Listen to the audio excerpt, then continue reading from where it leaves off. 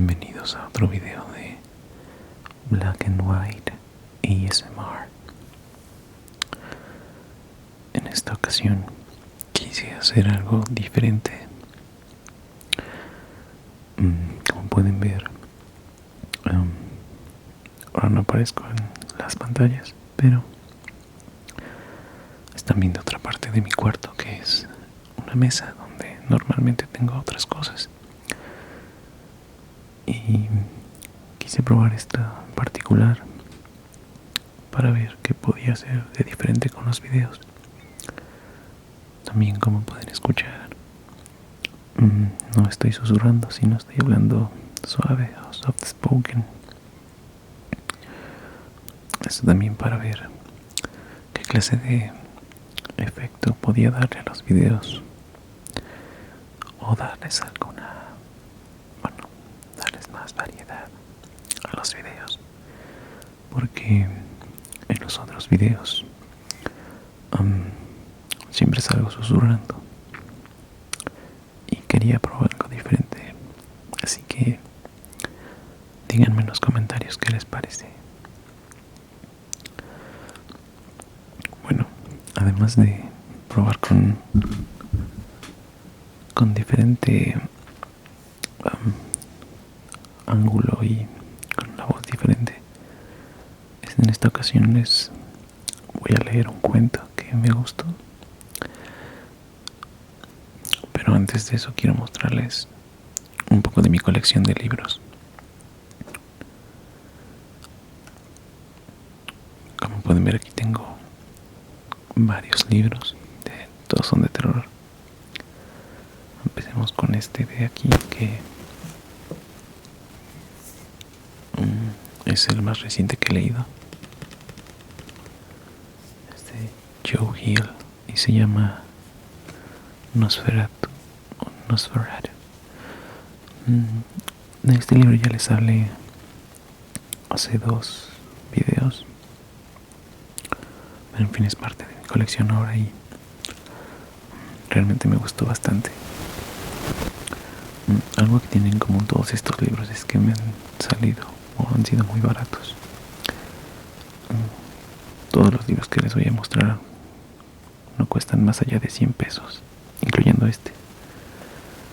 Así que si quieren leer alguno de estos libros, tampoco va a ser tan difícil que los puedan conseguir.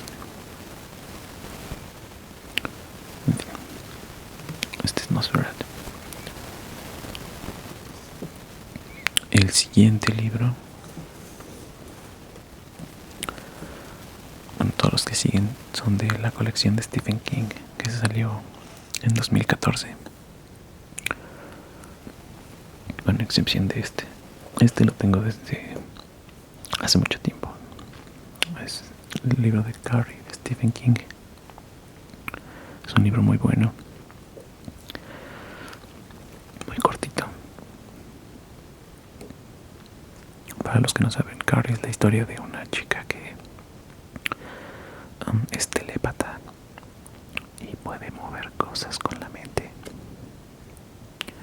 Sin embargo, hay una serie de sucesos a lo largo de la novela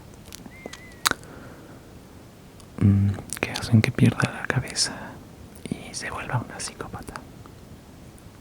En fin, muy buena historia. Todos estos sí son de la colección del 2014 de Stephen King. Empezando por El ciclo del hombre lobo. Esta es una historia de un hombre lobo a lo largo de un año, desde su aparición hasta su encuentro final con un niño.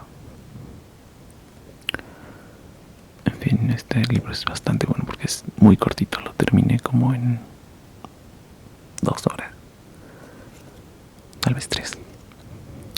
Y entre cada episodio tenía ilustraciones de cómo va cambiando el clima en la región.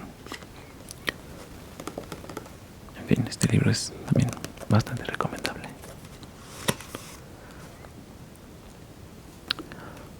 El siguiente es Cujo. Es la historia de un San Bernardo que contrae rabia en un pueblito de Maine.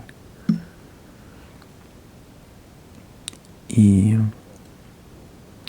bueno, realmente no hay mucho más que decir de este libro. Es la sinopsis más precisa que les puedo dar. Bien, también es muy agradable. El siguiente es Cementerio de Animales. Y como su nombre lo indica, habla de un cementerio donde se entierran a las mascotas. Y más allá de ese cementerio, hay otro donde se pueden traer cosas a la vida, o más bien animales o personas a la vida. Ese es un cementerio de animales. Y finalmente, la joya. Eso. Volúmenes 1 y 2. Como pueden ver, es bastante gigante. Creo que juntos son como 1500 páginas. De hecho, me tardé como 3 meses en leer este libro. Bueno, estos 2 libros completos. Pero vale bastante la pena. Realmente el libro es mucho más terrorífico que la película. Es mucho más explícito y mucho más violento. Y finalmente, el libro del que les estaré leyendo hoy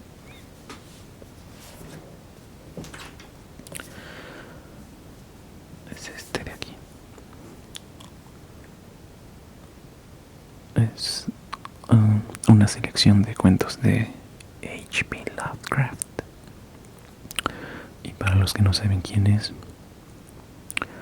H.P. Lovecraft fue un autor de cuentos de terror.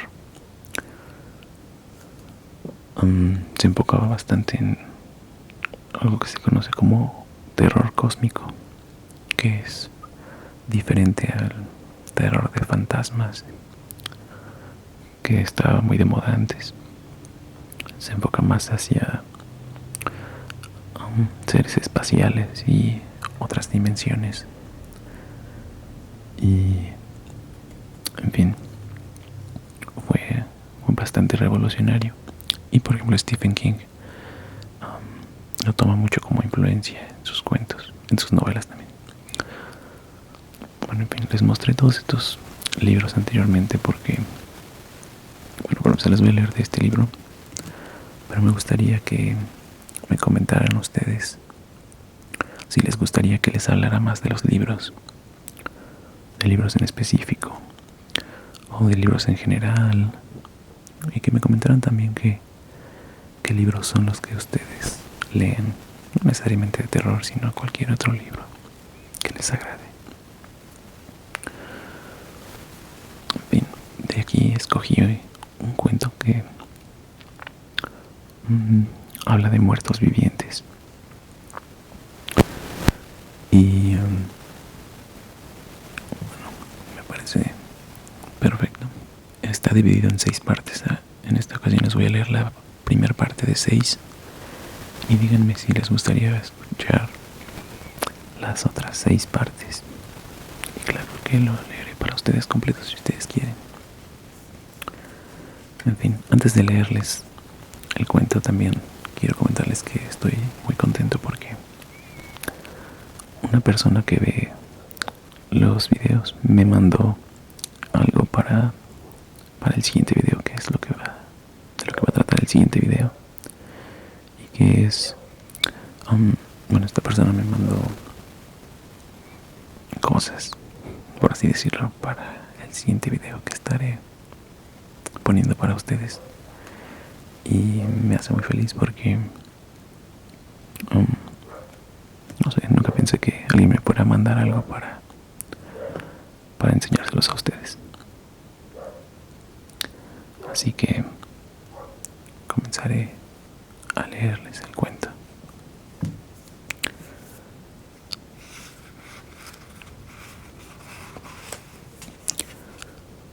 El cuento se llama Herbert West, Reanimador. Y la primera parte se llama De la oscuridad. De Herbert West Amigo mío, durante el tiempo de la universidad y posteriormente, no puedo hablar sino con extremo terror.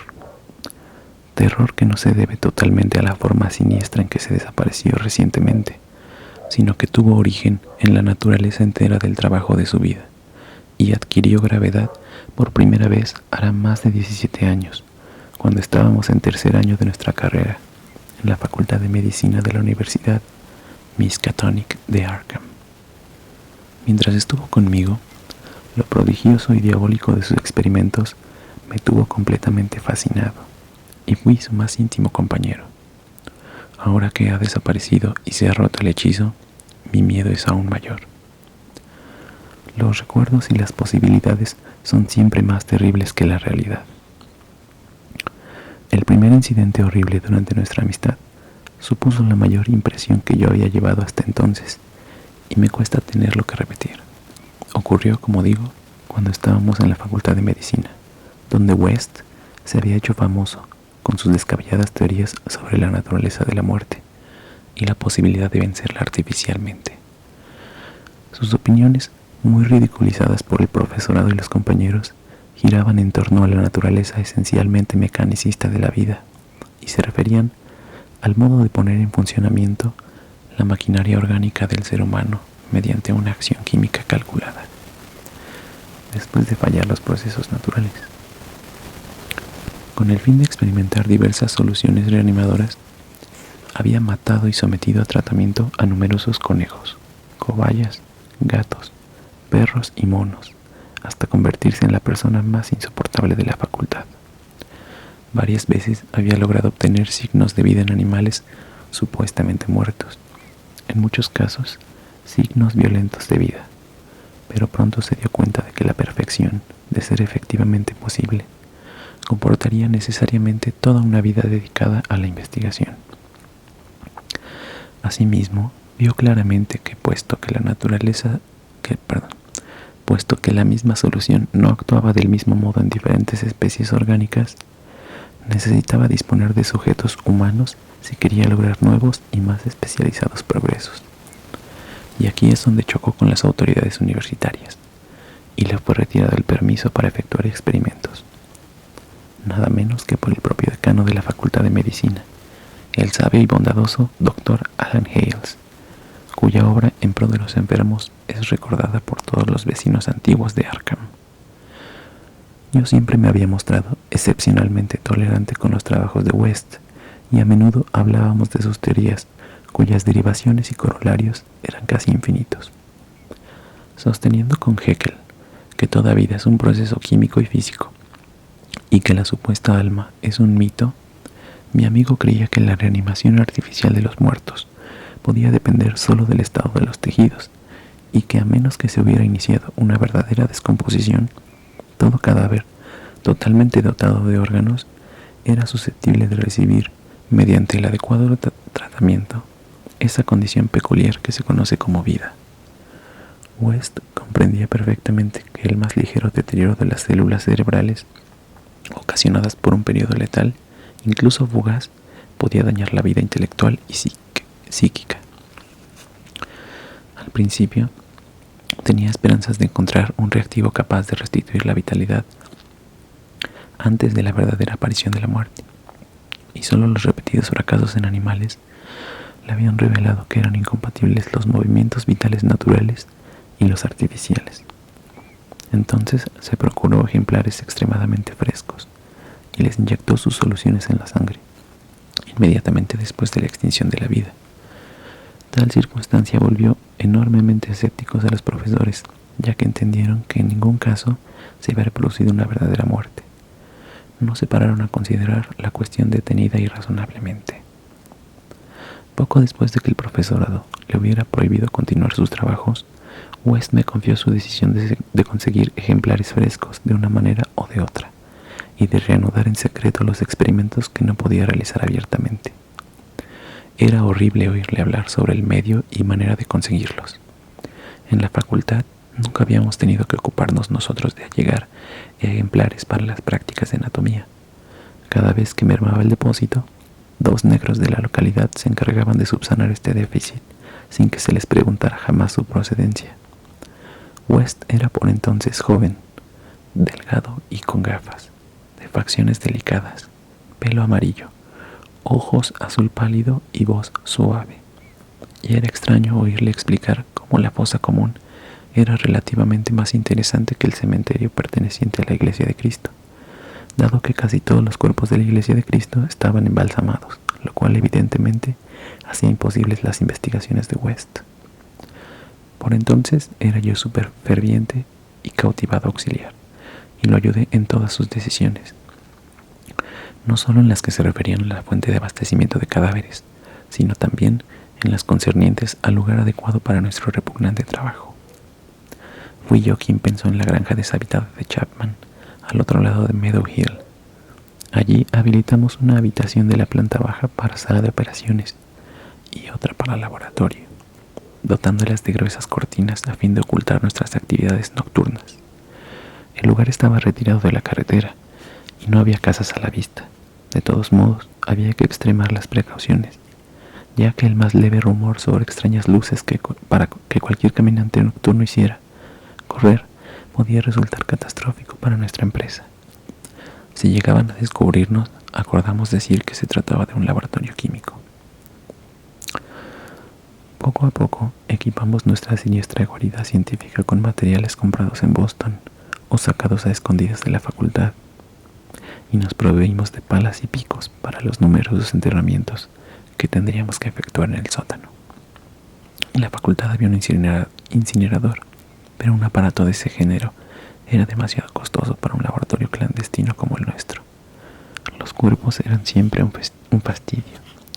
Incluso los minúsculos cadáveres de cobaya de los experimentos secretos de West en su habitación de la pensión donde vivía. Seguíamos las noticias necrológicas locales como vampiros, ya que nuestros ejemplares requerían condiciones determinadas. Lo que queríamos eran cadáveres frescos, enterrados pocos después de morir y sin preservación artificial, preferiblemente exentos de malformaciones morbosas y desde luego con todos los órganos. Nuestras mayores esperanzas estaban en las víctimas de accidentes.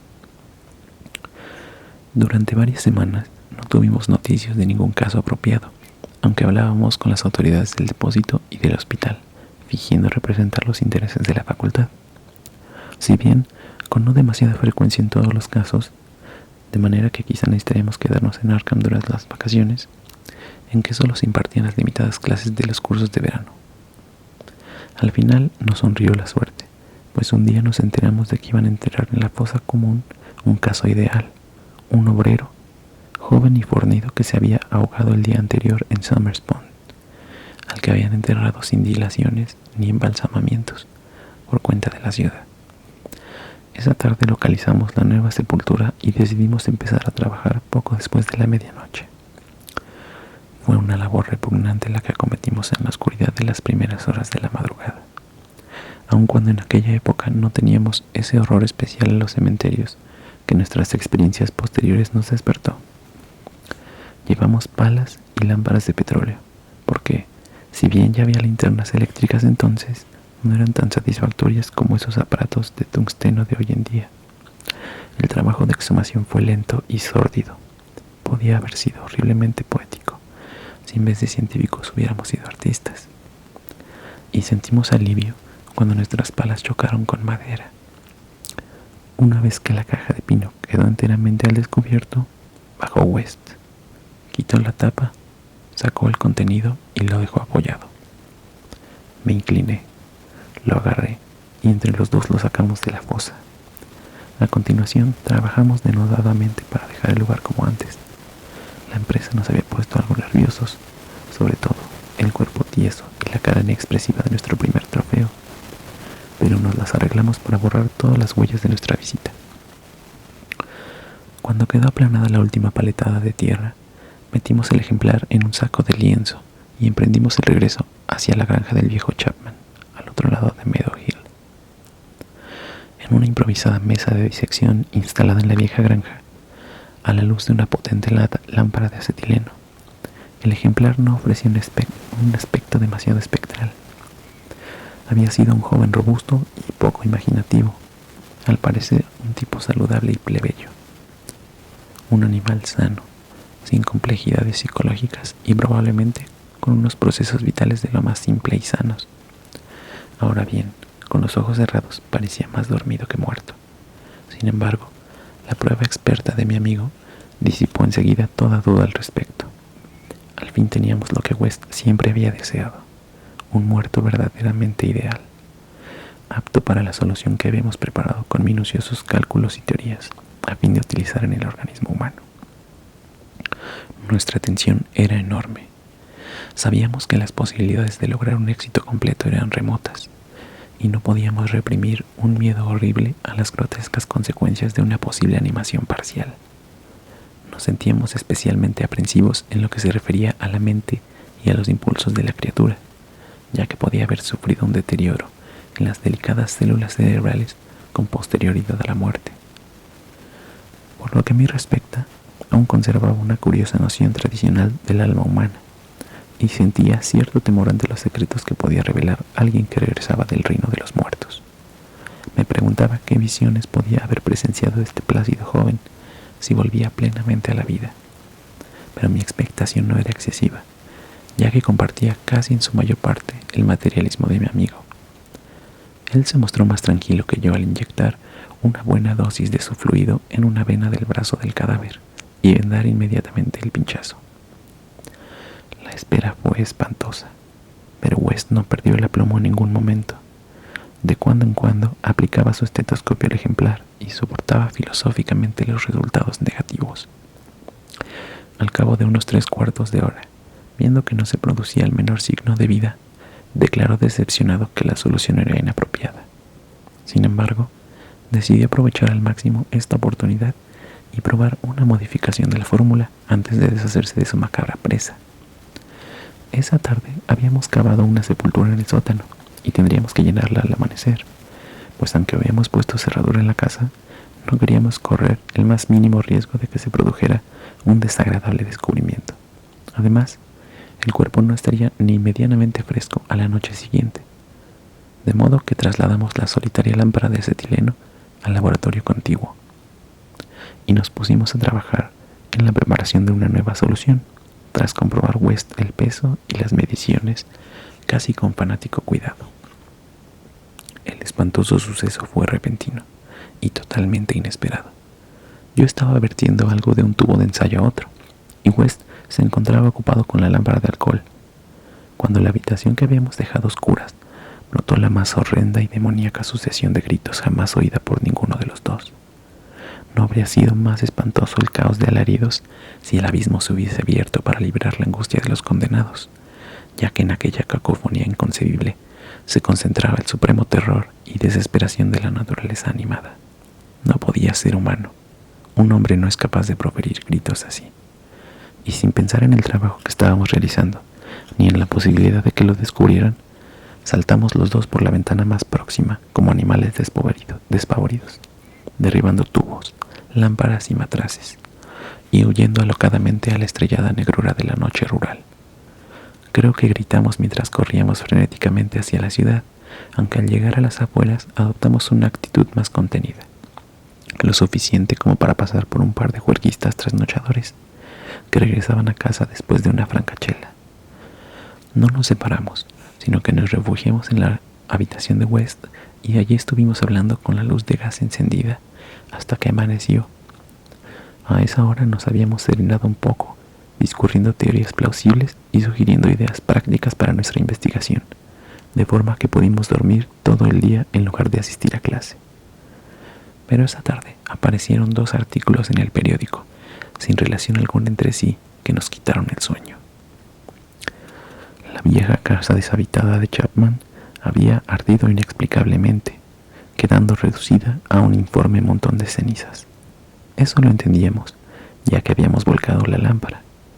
El otro informaba que habían intentado abrir la reciente sepultura de la fosa común, como hurgando en la tierra vanamente y sin herramientas.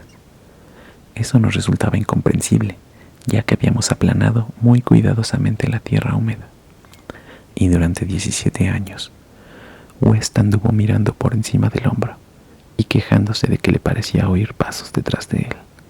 Ahora ha desaparecido.